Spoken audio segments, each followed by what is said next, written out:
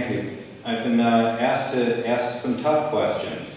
So each one of these is going to be directed just to one of you, with the others not answered. Stuart, as you know, one of the complaints about the current council has been allegations of changing the rules and gamesmanship to get a certain result. At a plan commission meeting last summer where your faction was about to be outvoted, you led a walkout of commissioners, defeating a quorum and bringing the meeting to a halt.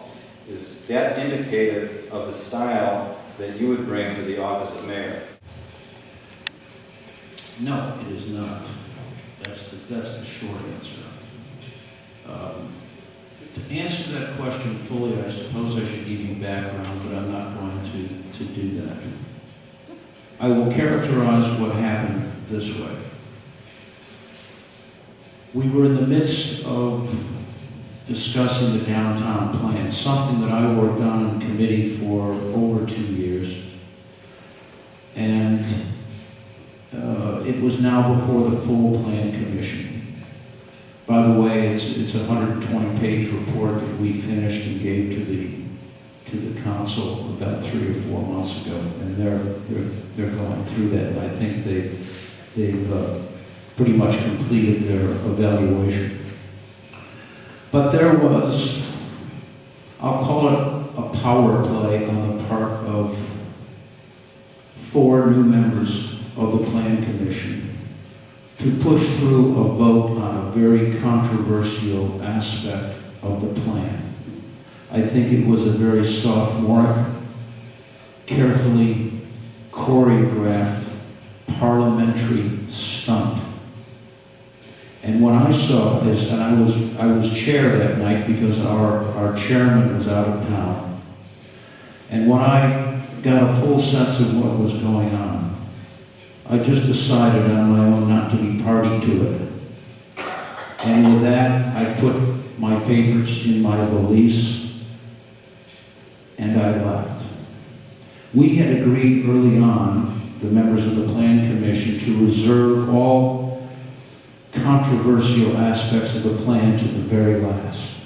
And we had made a lot of progress. We got through all the easy stuff. And if we ran into a little problem, we put that, we reserved that. We put that in what we called the parking lot. Well, on this particular night, one of those very controversial issues came up. And instead of putting it in the parking lot, these 4 members thought that they were going to force a vote. And as I said, I wasn't going to be party to it, so I left.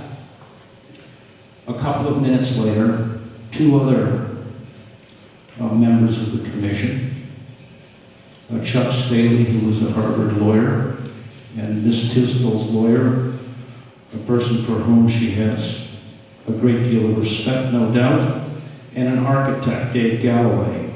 And they left a minute or 2 after I did. And so the quorum was broken. It was not my intention to do that.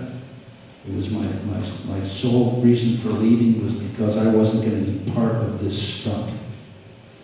But I will say this, that we are now through this troubled water, and the Plan Commission has been for the last 9 months operating on all cylinders.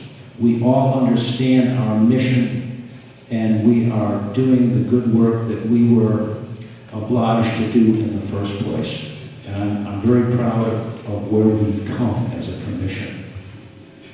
Thank you, Stuart. Jeanne, every candidate seems to talk about partnering with Northwestern University. The phrase partnering with Northwestern is the only phrase that's used more than the vibrancy of downtown. You've been a vocal opponent of Northwestern on more than one issue, and your supporters include some very visible, persistent critics of the university, and you seem to be taken to task in one of our local media just this week for an action that some interpreted as anti-Northwestern. How can we trust you to engage the university constructively? Well, I think, first of all, I'm a Northwestern alum. Let me start with that. And let me just go right to the heart of the issue that you alluded to. 4 years ago, there was an election contest filed over the first board election. I believe in good government, fair elections, and ethical behavior. That's something that is really, really important to me. With respect to the election contest, after Judy Fisk lost the election, she started looking at the votes in the 6th precinct, which is the students on campus. There was 90% of the vote plus, which, you know, if you were looking at international elections, Robert Mugabe only got 85% of the vote. So, you know, in Zimbabwe, and there were people dying in that election. At the time, the student, or the Northwestern Alumni Directory had just gone online. They had current addresses for both students and faculty, or students and alumni. We began looking at where the voters lived, and dozens of people that had voted were living in addresses that were no longer in the 1st Ward, were no longer in Evanston even, and that I see as, you know, that's just wrong, and I could not ethically sit by and not say something. And I think it was really, really important for me to do that as a Northwestern alum, because it tarnished the reputation of the university, and it really disenfranchised people. So that was one issue. I have always tried to work respectfully with Northwestern.